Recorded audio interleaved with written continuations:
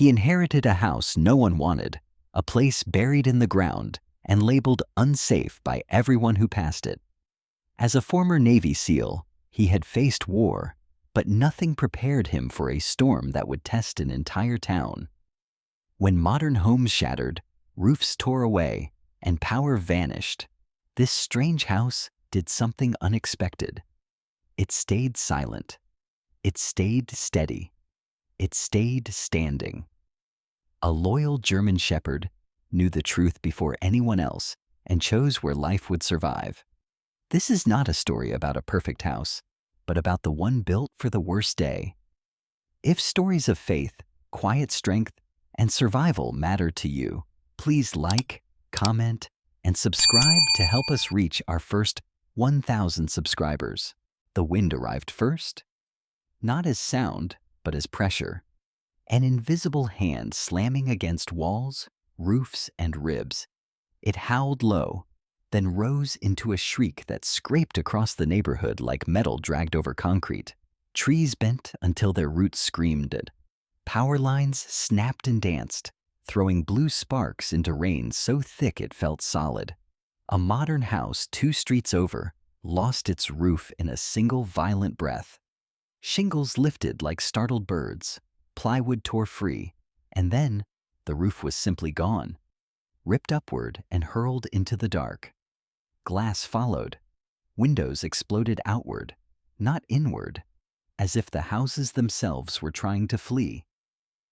Inside those houses, people screamed, doors rattled, alarms wailed until the electricity died mid-note. Somewhere a car flipped, metal shrieking as it rolled. Sirens tried to answer and failed. The storm did not care. Beneath the ground, half buried in earth packed decades ago by hands that expected the worst, a house did something unusual. It stayed still. The walls did not shudder. The ceiling did not groan.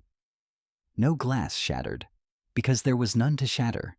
The air inside was cool and steady, smelling faintly of concrete, soil, and something old but clean, like a place that had been waiting.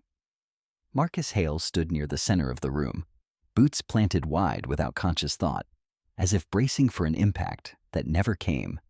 He was a tall man, broad through the shoulders, built not for display, but for endurance. Even now, alone in a house he barely knew, his posture was alert, weight balanced, muscles coiled in quiet readiness. The olive green combat shirt clung lightly to his frame, darkened in places where rain had followed him in. His sleeves were rolled just enough to show forearms marked by old scars, thin white lines, healed cleanly, each one earned and remembered. His face was calm in the way only men who had learned panic was expensive could manage. Short tactical hair, dark brown threaded with early silver at the temples, lay damp against his scalp. A neat stubble framed his jaw, disciplined, almost severe. His eyes, blue-gray and watchful, tracked sound more than motion, cataloging the storm above them as if it were an enemy force moving through unfamiliar terrain. Marcus exhaled slowly through his nose. This house should not have been standing. Above him, the wind screamed again. He felt it through his boots, not as vibration, but as distant force, the way one feels artillery miles away. The earth around the house absorbed it, swallowed it, refused to pass it on. At the far curve of the room, pressed against the thick, rounded wall, Coda lay on his side with his head up and ears forward. The German shepherd was large and powerfully built, his black and tan coat sleek even in the low light. At 6 or 7 years old, he carried himself with the calm authority of a working dog who had seen enough chaos to recognize patterns. His chest rose and fell in a slow, steady rhythm. His dark eyes followed Marcus briefly, then returned to the wall, as if listening to something beneath the storm that humans could not hear. Most dogs would have been shaking by now. Coda was not. He had chosen this spot deliberately, Marcus realized. The exact midpoint of the curve, where the wall thickened slightly, where the ceiling dipped just enough to redirect force. The dog lay there, as if the house itself had told him where to rest. That thought settled uncomfortably in Marcus's chest. Another house failed. This time, it was closer. He heard the roar as the roof gave way. Then, the sharp report of wood splitting. A woman screamed, a raw animal sound cut short by wind and distance. Marcus clenched his jaw. He had learned long ago that survival often came with an ugly companion: guilt. You lived. Others didn't. The math never balanced. He moved toward the low, reinforced door at the front of the house, hand brushing the solid frame. No vibration, no flex. The hinges didn't rattle. Whoever had built this place had understood something modern architects had forgotten: that the safest thing in a storm was not height or openness, but humility. You lowered yourself. You let the earth take the hit. Coda shifted then, lifting his head higher. His ears pricked sharply, not at the wind, but at something else. A sound cut through the storm. Not wind, not debris. A knock. It was violent and uneven. A fist slamming into the heavy door with desperate force. Once, twice, then again, weaker. Marcus was moving before the third knock landed. He reached the door, braced one shoulder against the frame, and unlocked it. The pressure outside pushed back immediately, wind shoving rain into the narrow opening. A man collapsed forward as the door swung inward. Marcus caught him just in time.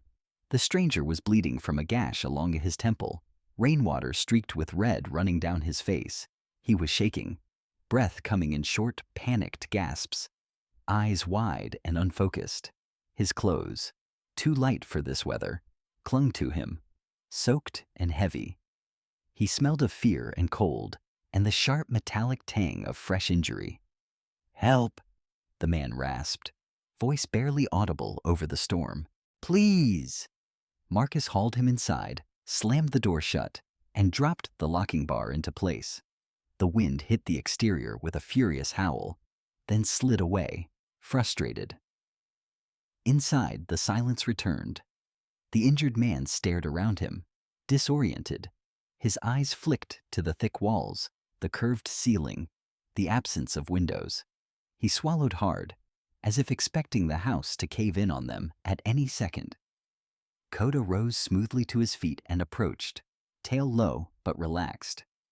He sniffed the man once, then twice, and then did something that made Marcus pause.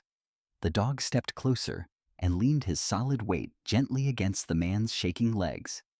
The man's knees buckled. He sank down onto the floor, hands covering his face as a sob tore free, sudden and unashamed. Marcus knelt beside him, checking the wound with efficient hands. It wasn't deep, but it bled freely. He tore a strip from a clean cloth he'd found earlier and pressed it gently against the cut. "You're safe," Marcus said, his voice low and steady. "Stay still." The words felt strange in his mouth. He hadn't said them in years. As if in answer, the house remained unmoved. The storm raged above, but the walls held.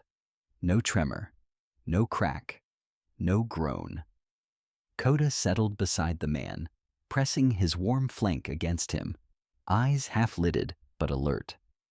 The dog's presence seemed to anchor the air itself, pulling the room back from the edge of panic.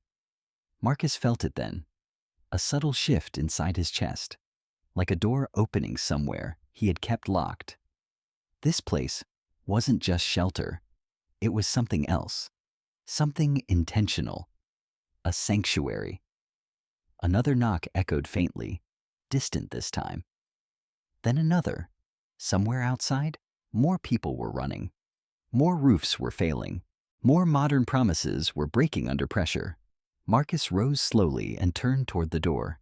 And just before he reached it, the lights, battery-powered strips embedded low along the walls, flickered on, triggered by the loss of external power. Soft amber illumination filled the room, revealing the careful construction, the thickness of the walls, the absence of sharp corners. Everything here had been built to endure fear. Marcus stared, a chill running down his spine. No one had told him about this. He reached for the door. 36 hours earlier, Marcus arrived under a sky that looked undecided, the kind of pale gray that could either clear by noon or turn cruel without warning. The storm from the night before had moved on, leaving behind scattered debris and a neighborhood that smelled faintly of wet wood and bruised pride. He parked the truck at the edge of the gravel drive and sat for a moment with the engine off, hands resting loosely on the steering wheel, listening to the quiet. After the chaos of the previous night, the silence felt suspicious, like a ceasefire that could end at any breath. He was not here to stay. That much he told himself clearly. He had driven in with one intention only: settle the inheritance, list the property, leave. The house had come to him through paperwork and obligation, not desire, a signature from a woman who had raised him when no one else would, and who had died quietly enough that her absence still felt unreal. He respected her memory. He did not intend to live inside her choices. When he stepped out of the truck, the house revealed itself fully for the first time in daylight. It sat half sunk into the earth, its curved concrete walls emerging from the ground like the back of some ancient animal choosing not to rise. There were no ordinary windows, only narrow ventilation slits placed too high and too small to satisfy any modern code. The main door was low, reinforced, its proportions wrong in a way that made the eye itch. Everything about the structure resisted symmetry, resisted convenience, resisted being liked. Marcus felt a familiar tightening between his shoulders. He had seen places like this before: forward shelters, temporary bunkers, structures built with one question in mind: what happens when things go bad? He did not love those memories. He preferred clean exits. Behind him, Coda jumped down from the truck with a soft thud. In daylight, the German Shepherd looked even larger than he had the night before, his black and tan coat catching the light in sharp contrasts. He stretched, muscles rippling under his dense fur, then stood still, ears forward, eyes scanning. His expression was neutral but intent, the look of a dog who cataloged spaces the way others read maps. "Go on," Marcus muttered, nodding toward the front door. Coda did not move. He walked a few steps closer, sniffed the air, then turned his head away from the entrance. His ears flattened slightly, not in fear, but in disagreement. Without a sound, he padded past Marcus, circled the structure, and disappeared around the back. Marcus frowned. "Coda!" The dog did not respond.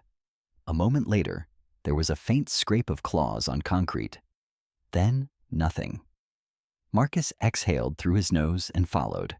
At the rear of the house, partially concealed by overgrown brush and a slope of packed earth, was a second entrance. Smaller, lower. A narrow auxiliary door that blended into the curve of the wall, its edges sealed tight. Coda sat in front of it, tail resting neatly on the ground, posture calm and expectant. "This is the one you like?" Marcus asked.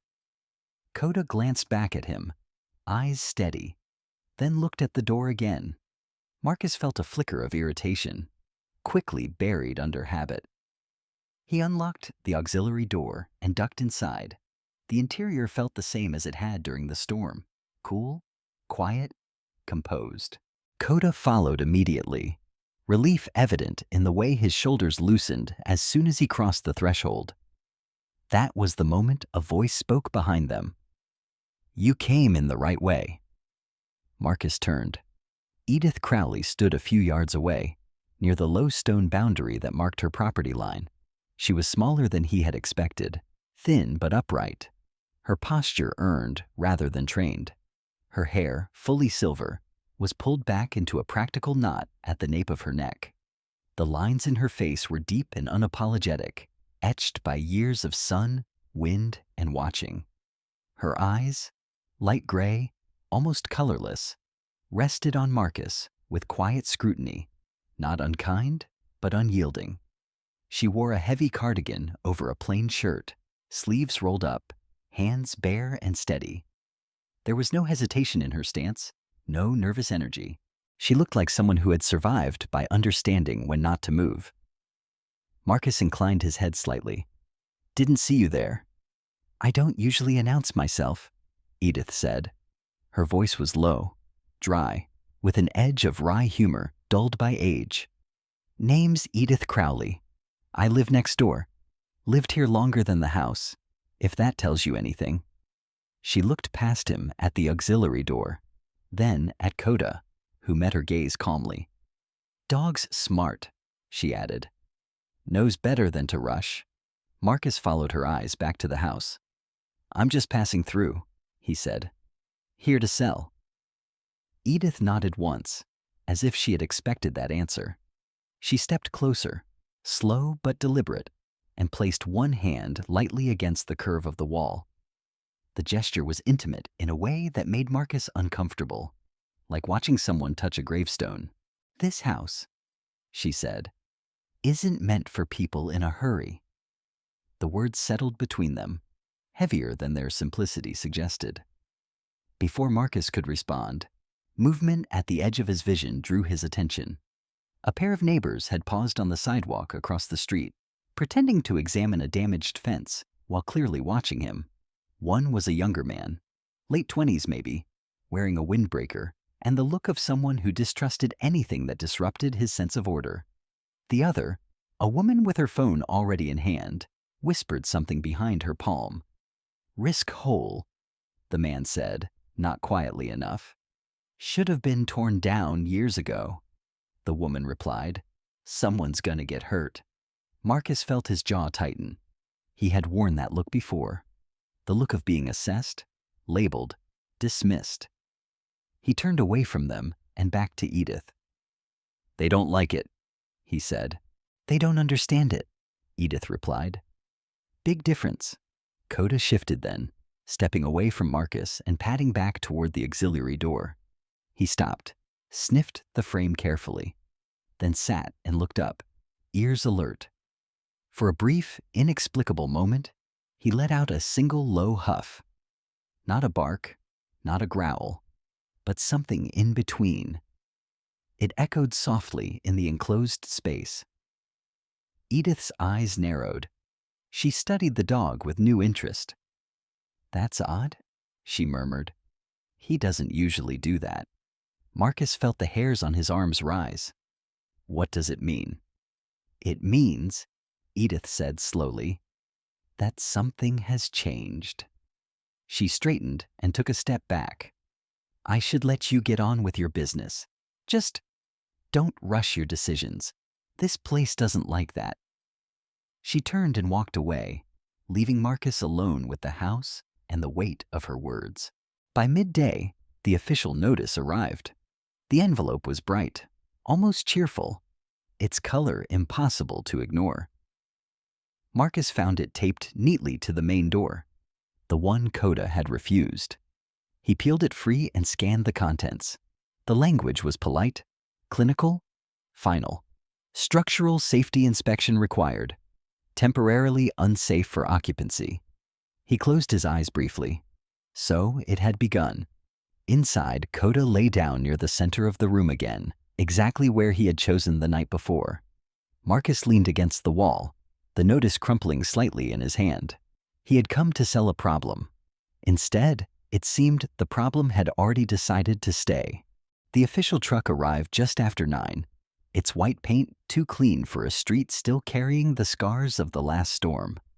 Gravel crunched under the tires as it stopped in front of the house, the sound sharp and final, like a gavel strike. Marcus watched from the shade of the curved wall, arms crossed loosely, his posture relaxed in appearance only. He had learned that pressure rarely announced itself with noise. More often, it came wrapped in politeness. Caleb Moore stepped out first. He was a man in his mid-40s, average height but solidly built, with a squared jaw and a face shaped by years of careful neutrality. His hair was cut short and neat, dark brown with thinning at the temples, and his beard, trimmed close, was more habit than style. He wore a navy windbreaker with a small county emblem stitched over the chest, a clipboard tucked under one arm like a shield.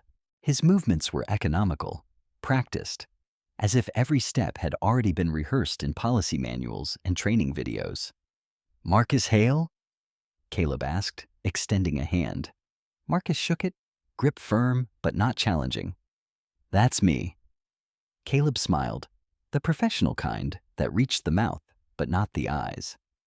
"Caleb Moore, Building and Safety. I'm here to follow up on the preliminary notice you received yesterday." Coda stood slightly behind Marcus, head level with the man's hip, ears forward. His eyes followed Caleb closely, not hostile, but intent, as though measuring distance and intent in the same glance. Caleb noticed. Most people did. "Beautiful dog," he said, tone courteous. "German Shepherd?" "Coda," Marcus replied. "And yes." Caleb nodded and turned his attention to the house. Up close, its oddity was harder to ignore. The low main entrance, the absence of windows, the way the structure seemed to sink rather than rise from the ground. He walked the perimeter slowly, making notes, occasionally tapping the concrete with his knuckles. Each dull thud echoed back dense and unyielding. "It doesn't meet current residential safety standards," Caleb said at last, flipping a page on his clipboard. "Primarily due to the lack of traditional egress windows and non-compliant door height.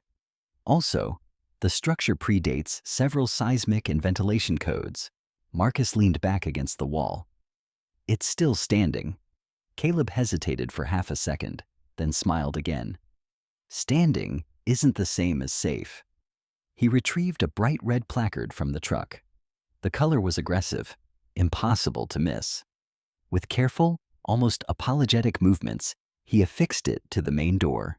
"Unsafe for occupancy." The words looked out of place against the heavy, unbothered door, like a warning label slapped onto a mountain. Marcus felt something tighten in his chest. Not anger, something older. The familiar sensation of being boxed into a choice designed by people who wouldn't live with the consequences. "What happens now?" Marcus asked. Caleb consulted his clipboard. "You have options. You can bring the structure up to code, which would involve significant renovation, or you can apply for a demolition permit. Until then, the house shouldn't be occupied." Coda shifted his weight, claws clicking faintly on the concrete. A breeze moved through the street, light but insistent. The dog's ears flicked back, then forward again. Before Marcus could respond, another car pulled up. Smaller, less official. A woman stepped out, already scanning the scene with sharp, practiced eyes. Sarah Lynn was in her late 30s, tall and lean, with an angular grace that suggested both speed and restraint. Her dark hair was pulled into a low ponytail, practical but slightly wind-tousled, and her skin held the warm tone of someone who spent long hours outdoors. She wore a light gray trench coat over dark jeans, sturdy shoes planted confidently on the uneven ground. A canvas bag hung at her side, heavy with notebooks and recording equipment. She approached with a polite nod. "Sarah Lynn, local press." Caleb stiffened almost imperceptibly. "This is a routine inspection," he said. "No comment at this time." Sarah smiled, unfazed. "I'm sure. I'm more interested in the history than the paperwork." Her gaze slid to Marcus, assessing but not intrusive. Then it moved to the house, lingering on its curves, the way it hugged the land. "You live here?" she asked. "For now," Marcus said. Sarah nodded, then turned toward the neighboring property. Edith Crowley stood there, watching from a distance, hands clasped in front of her, expression unreadable. Sarah crossed the street. Edith did not move as Sarah approached. Up close, the older woman looked even more weathered, her silver hair pulled tight, her eyes sharp beneath heavy lids. She regarded Sarah with open skepticism. "You're writing about this house," Edith said, not a question. "I'm asking about it," Sarah replied gently. "People seem concerned." Edith snorted softly. People always are, usually about the wrong things. Sarah tilted her head. Why was it built this way? Edith's lips pressed into a thin line. Because the people who built it had buried enough loved ones to know better than to trust appearances. Sarah absorbed that, her curiosity sharpening.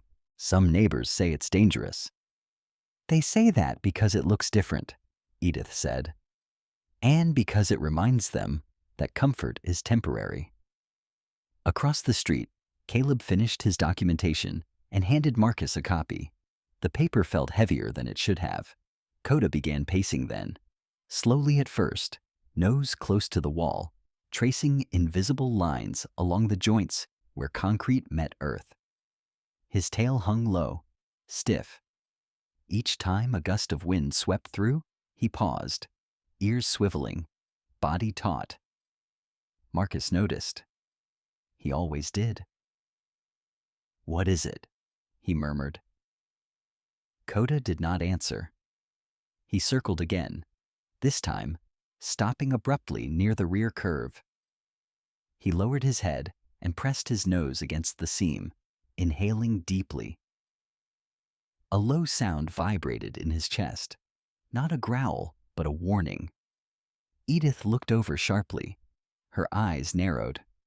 "He feels it," she said quietly. "Feels what?" Sarah asked. Edith didn't answer. She was watching the sky now. High clouds were moving faster than they should have, sliding over one another in uneasy layers. Caleb cleared his throat, uncomfortable. "Regardless," he said, "this is about safety. We can't make exceptions based on intuition." Marcus folded the notice carefully and slipped it into his pocket. He looked at the house, then at Coda, then back at Caleb. "I'll think about it," he said. Caleb nodded, relief flickering across his face. "That's all I can ask." As the official truck drove away, Sarah lingered, scribbling notes. Edith turned back toward her own house, already retreating into silence. The wind picked up again, stronger this time, tugging at coats and leaves alike. Coda stopped pacing and sat squarely in the center of the structure's curve, eyes fixed upward, ears locked on something distant. A phone buzzed in Sarah's hand. She glanced at the screen, then frowned. "There's a new forecast," she said. "They're revising it upward. Another storm. Bigger." Marcus felt the weight of the house around him, solid and patient. Coda did not move. Edith did not invite Marcus inside. Instead, she motioned with a small tilt of her head and began walking slowly around the outer curve of the house, her boots pressing into damp soil that still held the night's cold. Marcus followed a step behind, matching her pace without realizing it. For the first time since he'd arrived in this town, he was not in a hurry to reach the end of something. The house looked different when seen this way, not as a problem to solve, but as a body laid bare for understanding. Half of it remained buried, earth packed tight against its sides, grass and moss reclaiming the concrete where time had softened sharp edges. The curve was deliberate, not aesthetic. It carried weight downward, guiding force away instead of resisting it head-on. Edith stopped and placed her palm flat against the wall. Her hand looked small against the breadth of concrete, veins pronounced beneath thin, weathered skin. "Compacted earth," she said. "Layer after the layer. Not loose fill. Packed by hand, wet, then packed again." Took weeks. Marcus knelt and brushed his fingers across the ground near the base. The soil was dense, almost clay-like, cool and unmoving beneath pressure. He nodded slowly. "Stops vibration, dampens shock." Edith glanced at him, surprised but not displeased. "You've seen this kind of thing before." "Something like it," Marcus said. Images flickered behind his eyes. Forward operating bases carved into hillsides, reinforced shelters built with the same brutal pragmatism. Places no one loved, but everyone trusted when the sky turned hostile. They continued along the curve. Edith pointed with her chin to where the concrete thickened subtly, the wall swelling inward like a held breath. Concrete's thicker here, she said. Nearly twice what code ever required, even back then. Marcus ran the numbers in his head. Load-bearing arc, he murmured. Pressure moves sideways, not down. Edith gave a short, humorless smile. That's what he said. Marcus looked up. He? The man who built it, Edith replied. Name doesn't matter anymore. Folks stopped saying it after the storm. She walked on, and Marcus followed, sensing the shape of the story before the words arrived. There was a hurricane here, Edith continued, her voice steady, factual. 72. Before your time. Before most of theirs. She nodded toward the street, where newer houses stood in bright, confident lines. Wind took everything. Roofs, walls, people. She paused near the rear of the house, where the auxiliary entrance blended into the curve. He lost his wife, 2 kids. House went first. They were inside. The words landed without ceremony. No pause for sympathy. No attempt to soften the edges. Marcus swallowed. He had learned long ago that grief often came like this, flat, unadorned, heavy. He survived, Edith said. Crawled out of what was left, spent weeks helping dig others out. Then he disappeared for a while. When he came back, this is what he built. She gestured to the structure as a whole. He didn't build for comfort, didn't build for guests, didn't build for beauty. Edith's fingers tightened briefly against the wall. He built for what comes after. Everything else fails. Marcus exhaled slowly. A bunker, he said. Edith shook her head. No, a refuge. They reached the front again, where the low main door bore the red warning placard. The color looked obscene now, loud against the quiet dignity of the house. Notice the door, Edith said. Low, forces you to bow. You don't enter this place standing tall. Marcus bent slightly, testing the height. His spine remembered the motion from other places, other doors.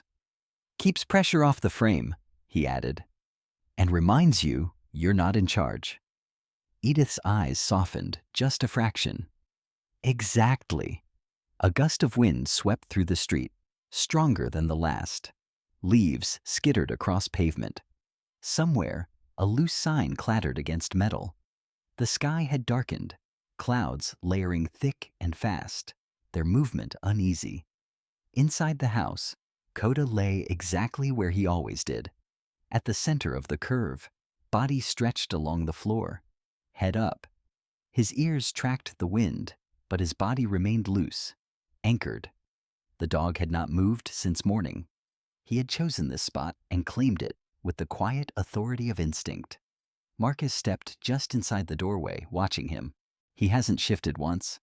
He won't, Edith said from behind him. Not until it's over.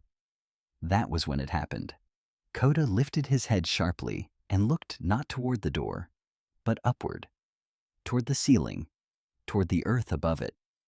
His ears flattened, then angled forward again. He rose, turned in a slow circle, and lay back down 2 feet to the left, pressing his shoulder closer to the thickest part of the wall. Marcus felt a chill move through him. What changed? Edith's face had gone pale. She was staring at the same spot, her jaw set. The wind, she said. It shifted.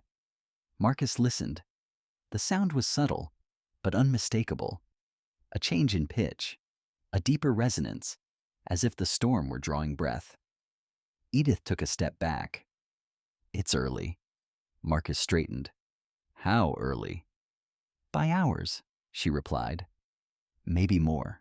They stood there in silence, the house around them solid and patient. Marcus's thoughts drifted unbidden to other shelters, other nights. He remembered the feel of reinforced walls, the way men spoke less when they trusted the structure around them. He remembered the relief of knowing that while chaos could still take lives, it would not take this place. This house was built like a forward base, he said quietly. Not to win anything, just to hold. Edith nodded. That's why people don't like it. It reminds them that survival isn't pretty. Outside, the first drops of rain began to fall. Large, heavy, widely spaced. The sky dimmed further, bruising at the edges.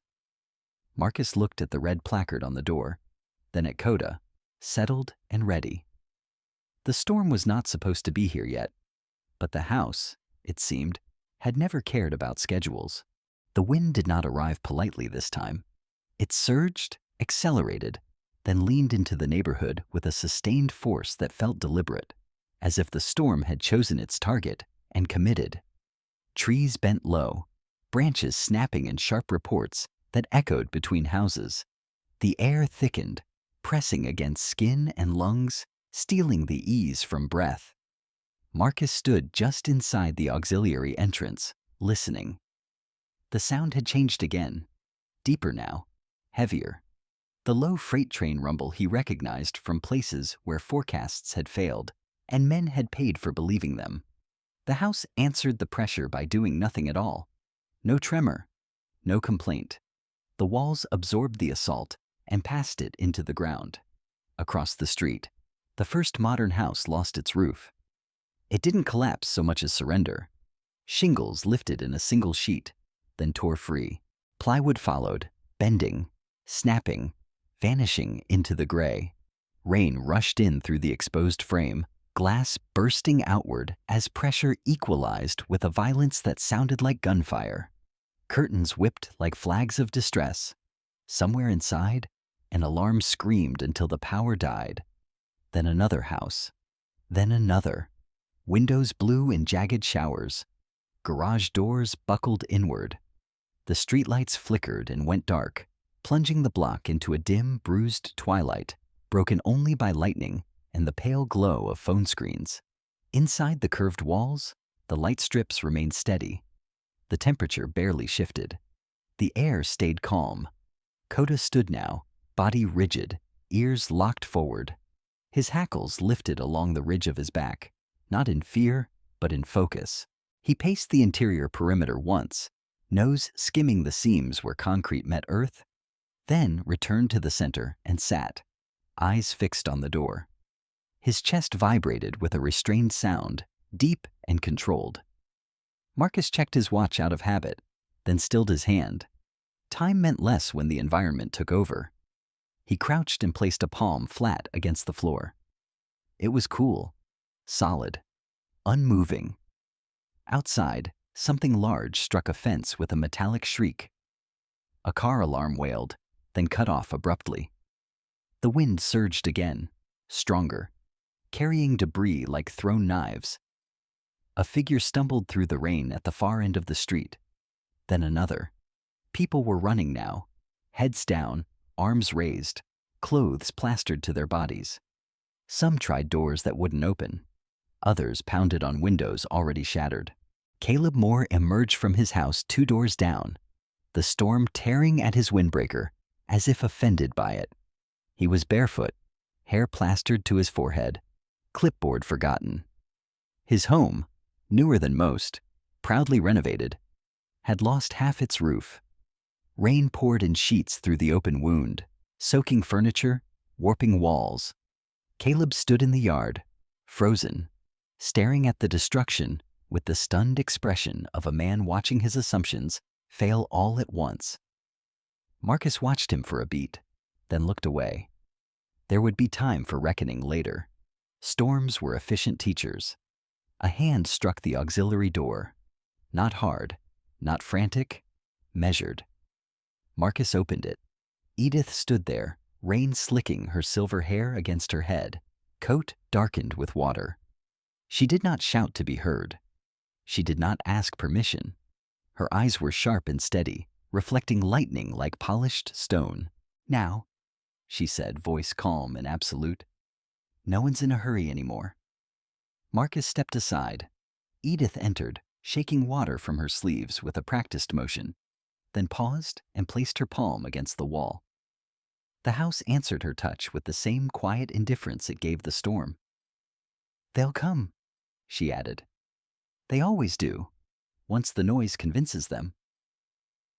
As if on cue, Koda's restraint broke. He barked once. It was a single, powerful sound, deep and resonant, filling the space like a warning bell. Not panic, not aggression, a signal. Marcus's heart rate spiked. He had heard that bark before, over open terrain, in chaos, at the exact moment when indecision became deadly. Koda moved to the door and stood square, body angled protectively, eyes burning with intent. His tail was still. His jaw set. Edith inhaled slowly. That's him saying it's time. Marcus nodded and reached for the locking bar. Before he could lift it, the house shuddered. Just once, barely perceptible, a subtle shift like a deep breath taken underground. Dust fell in a fine veil from a seam near the ceiling. Edith closed her eyes. Pressure spike, Marcus said, voice low. But it held. Koda shifted his weight, adjusting by inches, then settled again. Outside, the neighborhood unraveled. A transformer blew with a sharp crack, showering blue sparks into the rain. The wind roared louder, flattening shrubs, tearing signs free. A woman screamed somewhere close. The sound ripped away mid-cry. The storm pressed harder, faster, as if angered by resistance. Marcus opened the door. The wind slammed into him, rain lashing his face, cold and sharp. He braced and scanned. A man staggered toward him, clutching his arm, blood streaming between his fingers. He was middle-aged, stocky, beard unkempt, eyes wide with shock. Behind him, a younger woman followed, limping, her jacket torn, hair plastered across her face. She held one shoe in her hand, the other foot bare and bleeding. Marcus waved them in, timing the opening between gusts. Koda stepped forward, barking once more, not at them, but past them, into the storm. As if drawing a line, they crossed it, and the world changed. Inside, the noise dropped to a distant roar. The man collapsed to his knees, breath hitching. The woman leaned against the wall, eyes darting, disbelief etched across her face. "It's quiet," she whispered. "How is it quiet?" Edith guided her gently toward the center. "Sit, breathe. You're safe for now." Another figure appeared. Caleb, soaked and shaking, shoes biased, hair wild. He hesitated at the threshold, eyes flicking to the red placard still clinging to the main door, then to Marcus. He swallowed. "I didn't know where else to go." Marcus met his gaze, saw the fear stripped of procedure and pride. He nodded once and pulled him inside. More came. A couple with a child wrapped in a towel. An elderly man hunched against the wind, face drawn and gray. Each arrival was timed, deliberate. The door opened and closed with military efficiency to preserve pressure and calm. Koda moved among them, guiding, blocking, nudging people away from the walls toward the safest zone without a sound. His presence reorganized panic into something manageable. Midway through the influx, something strange happened. The wind outside reached a pitch so high it seemed to thin, to whistle rather than roar. For a brief, eerie moment, the rain slackened. The neighborhood fell into a hollow quiet, the kind that made the skin crawl. Koda froze. He lifted his head, ears flattening, eyes narrowing at nothing visible. He stepped back, pressing his flank hard against Marcus's leg, a rare gesture of contact.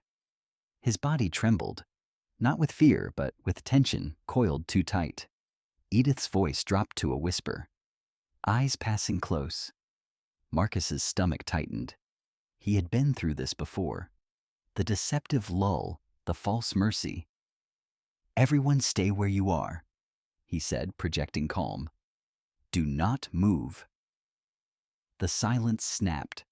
The wind returned with doubled force, slamming into the house, tearing screams from the street. Debris struck the exterior in rapid succession.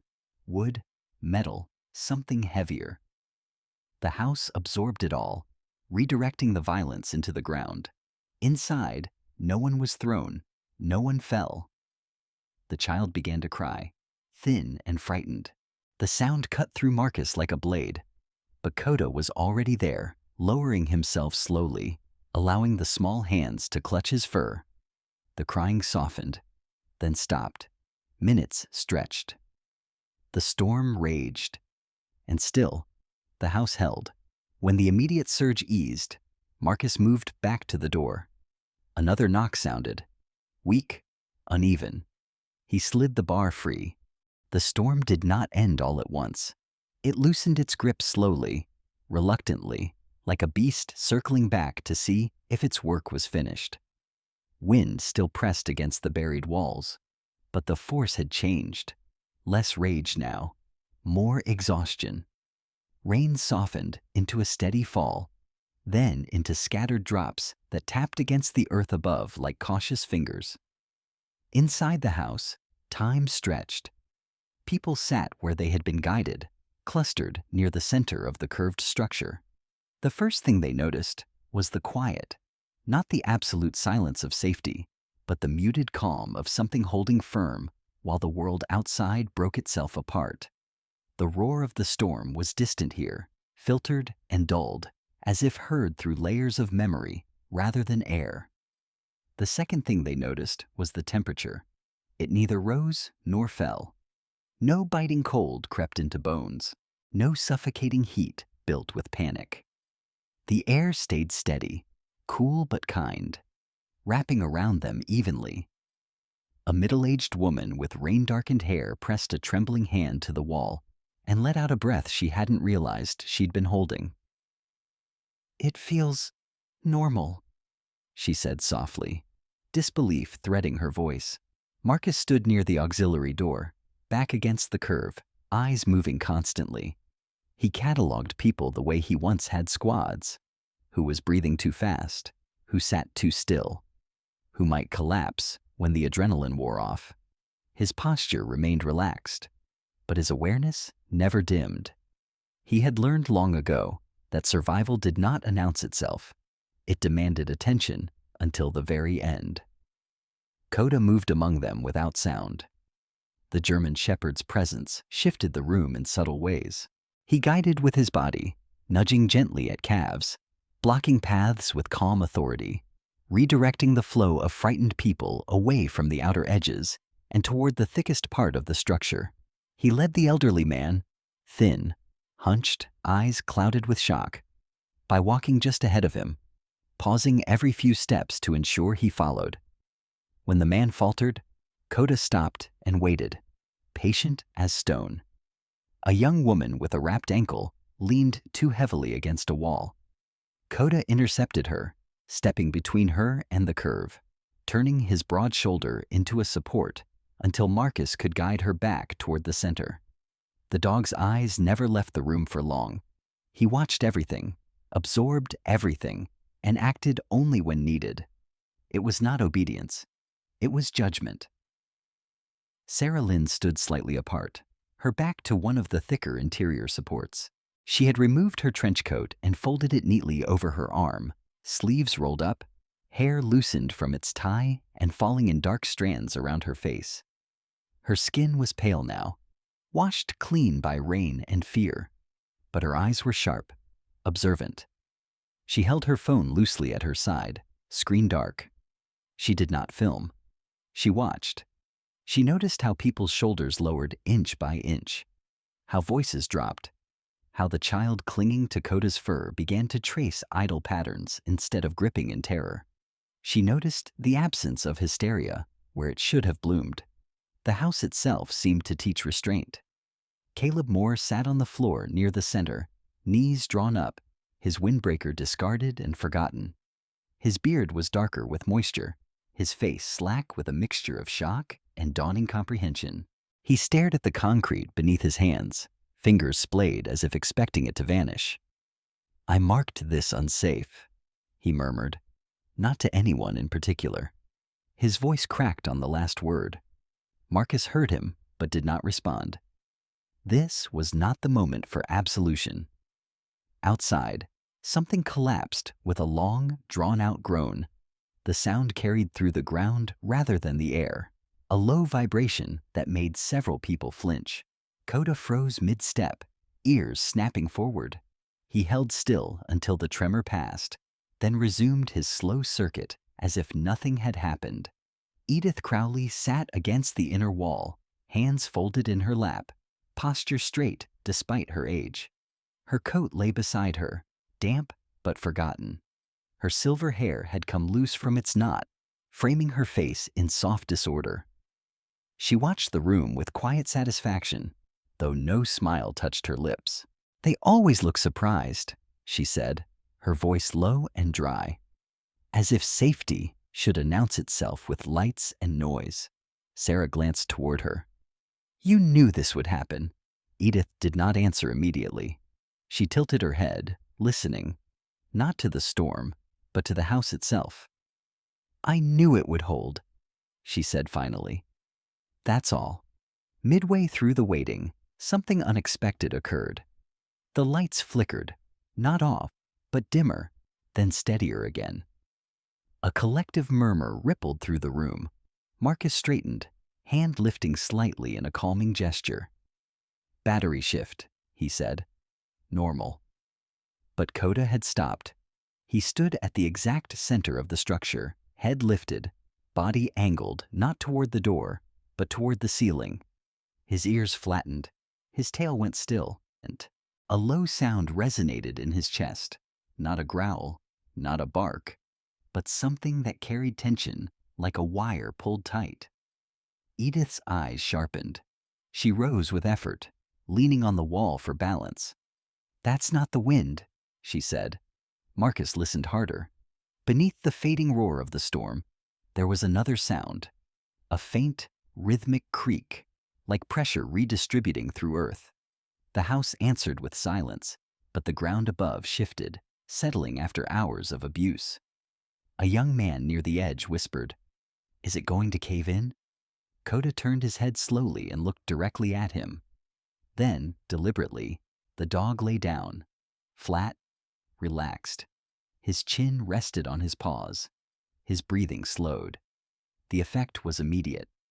The young man's panic broke, replaced by a shaky laugh that dissolved into tears. Others followed, tension draining as the signal registered on some instinctive level. Whatever had passed, whatever had threatened, it was over. Sarah felt a prickle along her arms. She had covered disasters before. Fires, floods, storms that left streets unrecognizable. She had never seen calm spread this way, not from a person, but from an animal trusting a structure unseen. Outside, the wind receded further. Rain softened into mist. The violence gave way to aftermath. Hours later, or minutes, no one was counting, the storm finally released the land. The silence that followed was deeper than before, almost sacred. No wind, no rain, just the sound of breathing, of fabric shifting, of the house existing exactly as it had been built to do. Marcus moved to the door and cracked it open. Cool night air slipped inside, clean and damp. He stepped out briefly and surveyed the street. The neighborhood was broken. Houses sagged where walls had given way. Roofs lay scattered in pieces, insulation tangled in branches like pale ghosts. A car rested on its side at the corner, windows shattered, metal scraped raw. Emergency lights flashed in the distance, their colors muted by lingering mist. He stepped back inside and closed the door. Inside, the house stood unchanged. No cracks, no leaks, no damage beyond a thin layer of dust. Caleb rose unsteadily to his feet. He looked at Marcus, then at Edith, then at the people gathered around him. "I was wrong," he said. There was no defense left in his tone, only fact. About all of it. Edith inclined her head slightly, acknowledgement without triumph. Sarah finally lifted her phone, not to record video, but to take a single photograph. The frame captured Koda lying at the center, people gathered around him in a loose circle, the curve of the wall embracing them all. She lowered the phone again, the image already heavier than any headline. The storm had passed. The house had held. Morning arrived without ceremony. No trumpet of sunlight, no dramatic clearing of clouds. The sky simply lightened, inch by inch, until the neighborhood revealed itself the way a battlefield does after smoke lifts. Quiet, altered, unmistakably changed. The air smelled of wet earth and splintered wood. Birds returned cautiously, testing the silence with brief, uncertain calls. The house remained what it had always been. Marcus stood outside near the auxiliary entrance, hands resting loosely at his sides, shoulders squared but at ease. In the pale daylight, the curve of the structure looked almost gentle, as if the earth had grown a protective shell rather than surrendered space to concrete. There were no banners, no signs of triumph, only endurance, patient and unassuming. Coda lay at the auxiliary door, exactly where he always chose to be. His large frame was relaxed, head on his paws, eyes half open, but alert. The storm had passed, but his vigilance had not. The black and tan fur along his back caught the light, revealing the strength beneath. The quiet readiness of a working animal who did not celebrate survival because he expected it. Every so often, his ears twitched at distant sounds, sirens, engines, the low murmur of people assessing damage. But he did not rise. He was where he belonged. Caleb Moore arrived mid-morning, his official truck dirtied now, paint streaked with mud and leaves. He stepped out slower than before, movements careful, as if the ground itself had become something to negotiate. His beard had been trimmed since the storm, but his eyes still carried the rawness of a man who had slept poorly and learned something expensive about certainty. He approached the main door, clipboard tucked under his arm out of habit more than necessity. The red placard still clung there, garish in daylight. Caleb reached up and peeled it off.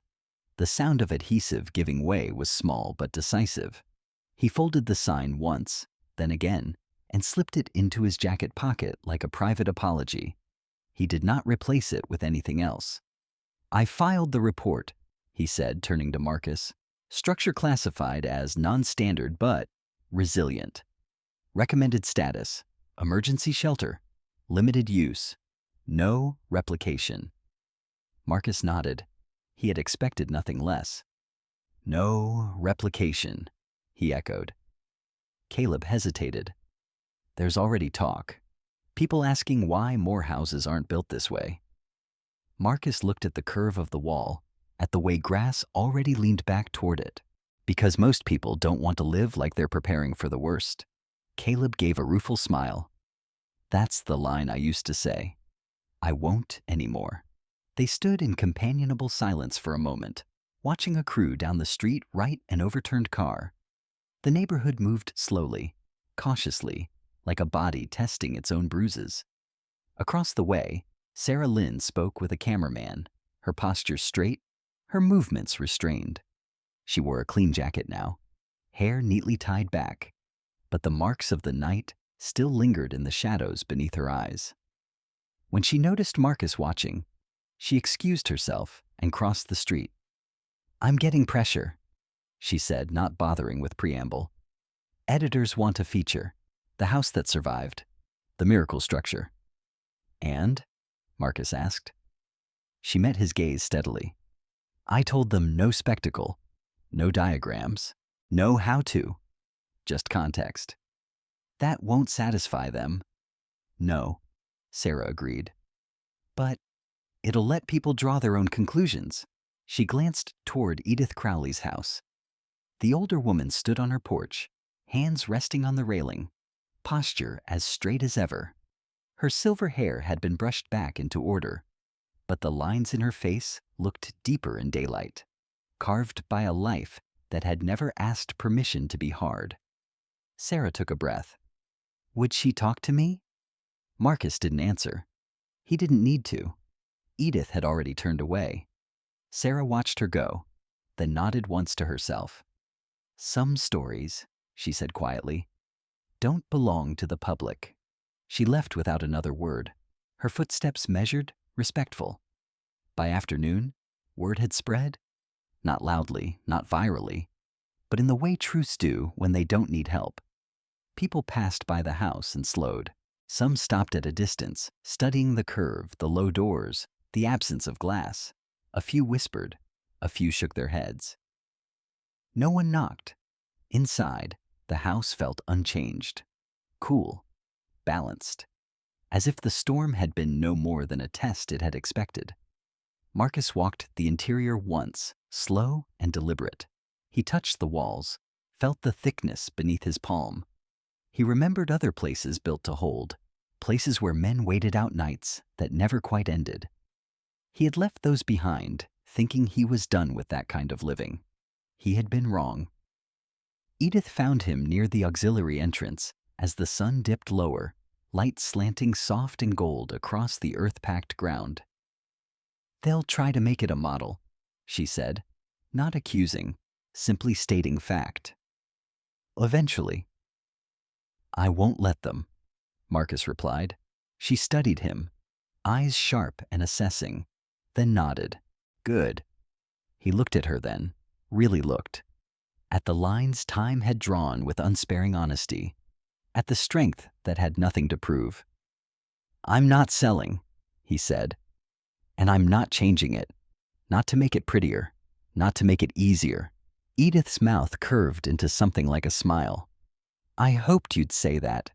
They stood together in the lengthening shadows, watching Coda shift slightly, resettling at the auxiliary door. The dog sighed, a deep, contented sound, and closed his eyes. Midway through the quiet, a strange thing happened. A young couple approached hesitantly, their clothes still marked by mud and fatigue.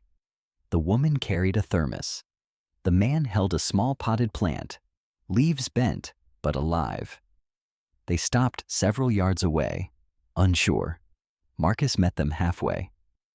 "We just wanted to say thank you," the woman said, voice soft. "For last night."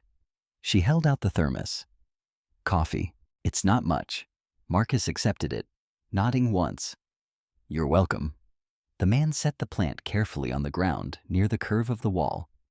"Didn't know what else to bring. Thought it might belong here." Marcus looked at the small green thing against the gray concrete and brown earth. Something in his chest eased, just a little. "Maybe it does," he said. The couple left quietly, not lingering. No pictures, no questions. As dusk settled, Edith turned to go. At the edge of her property, she paused and looked back at Marcus and the house one last time. "There are things," she said, her voice carrying easily in the still air, "that only need to exist. They don't need to be admired." Marcus inclined his head. The sky darkened gently, without threat this time. Stars began to emerge, tentative at first, then brighter. Coda opened one eye, confirmed the world was as it should be, and went back to sleep. The house stood. It would always stand. Sometimes, what saves us does not look like a miracle at first. Sometimes it looks like thick walls, low doors, quiet patience, and hands that once learned how to prepare for the worst instead of hoping for the best. Sometimes it looks like wisdom passed down by people who suffered, trusted God in the storm, and built not for comfort, but for survival.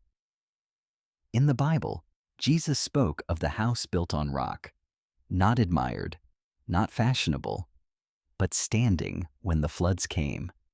Perhaps that is how God still works today.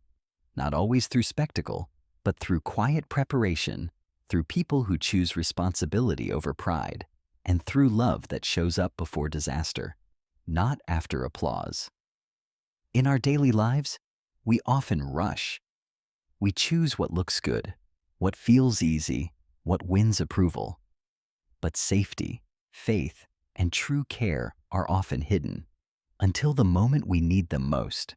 If this story touched your heart, take a moment to pause. Think about the houses you are building in your own life. Are they built only for sunny days or for the storms that will surely come? If you believe this message might bring comfort or reflection to someone else, please share it. Leave a comment and tell us what part stayed with you. And if you'd like more stories of quiet strength, faithful hearts, and the bond between humans and animals, subscribe to this channel. May God watch over you and your loved ones. May He give you wisdom before the storm, peace during it, and gratitude after it passes.